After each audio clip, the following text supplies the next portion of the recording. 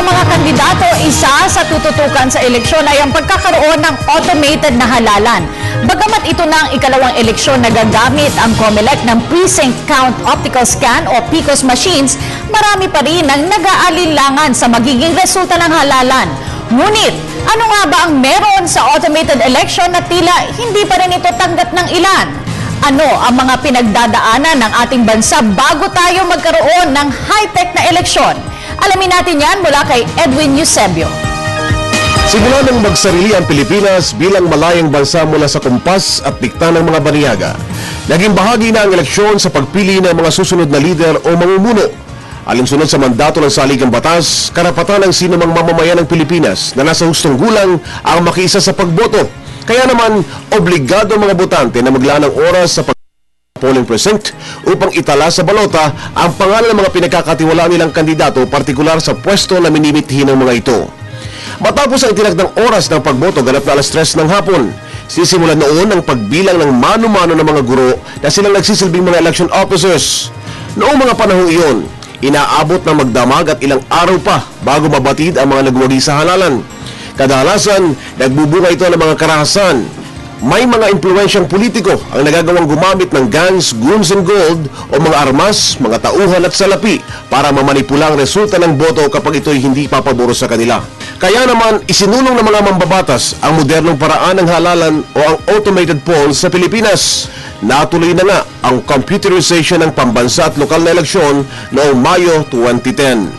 Kalinsaban nito ang Komisyon ng Halalan ang nangasiwa sa bagong paraan ng pagboto at pagbibilang nito.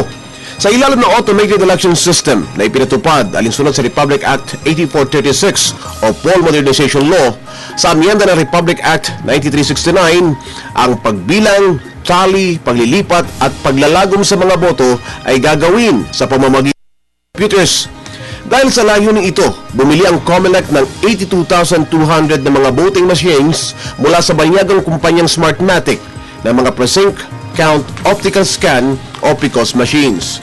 At ang dati-rating masalimuot na pagbibilang ng mga balota mula sa mano-manong proseso na inaabot ng ilang linggo at minsan ay buwan pa bago malaman ang resulta ay hindi na nangyari pa. Ang lahat ng mga boto na ibinilang ng mga PCOS sa bawat presinto ay otomatikong maipapasa na sa mga canvassing at consolidation centers. Malaking kabuwasan ito sa trabaho at panganib mula sa dating pagbiyahe sa mga balota mula sa presinto tungo sa canvassing centers. Ito ang tunay na layunin ng poll automations, ang maiwaksi at maging mahirap ang pandaraya. Ayon kay Father Anton Pascual, ang pinakatatak ng poll automation ay ang pagbabago mula sa usad pagong na eleksyon tungo sa isang iglap na paglabas ng resulta ng boto ng mga mamamayan. Gayunman, dapat na maging maingat aniya sa kahit katiting na problema na maaring magbunga ng pagdududa. Inalimbawa ni Padre Anton ang 1.7 million na mga balota sa ARMM na naimprenta niya ng walang mga security marks. Dudulot niya ito ng mga paghihinala at magiging kaduda-duda ang resulta ng automated polls. Bagamat nilinaw niya ng NPO na mareremedyohan ang problema sa pamamagitan ng paglalagay ng karagdagang security markings, moderno na ang eleksyon. Ito na ang prosesong ating sinusunod ngayon. Marapat na pag-igihin na lamang ito sa halip na kulapulan pa ng mga intriga na magdudulot pa ng pagdududa. Panahon na para maging hinog ang kaisipan ng lahat sa prosesong ito. Alisin na rin ang mga kandidato sa kanilang isipan ng tukso ng dayaan at maging maginoo sa pagtanggap sa resulta ng modernong eleksyon sa makabagong panahon. Para sa Telebisyon ng Bayan, Edwin Eusebio.